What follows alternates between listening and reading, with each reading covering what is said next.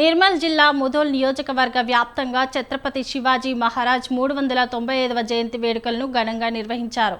నియోజకవర్గ కేంద్రంలోని ఆర్ఏ మరాఠా సంఘ భవనంలో శివాజీ చిత్రపటానికి పూలమాలలు వేసి జై భవానీ జై శివాజీ అంటూ నినాదాలు చేశారు.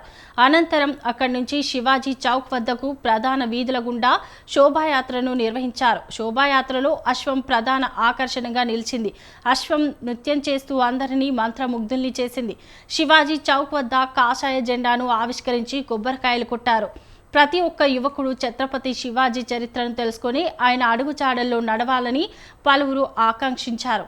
దేశం కోసం, ధర్మం కోసం ఛత్రపతి శివాజీ చేసిన త్యాగాలను స్మరించుకున్నారు. తల్లిదండ్రులు తమ పిల్లలకు చిన్ననాటి నుంచే రామాయణం, మహాభారతం, ఛత్రపతి శివాజీ జీవిత చరిత్రలను తెలియజేయాలని అన్నారు. అప్పుడే ధర్మం, దేశం అలాగే స్త్రీల పట్ల గౌరవం పెరుగుతుందని చెప్పారు.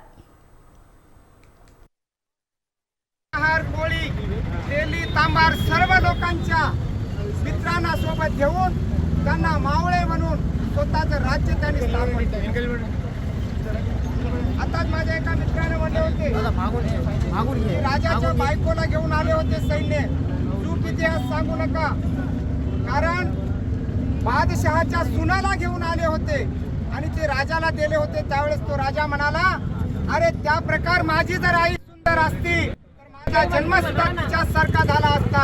म्हणून शिवाजी महाराजांनी तिला बांगडी आणि साडी करून तिला परत पाठवलं. शिवाजी महाराजांच्या राज्यामध्ये जोपर्यंत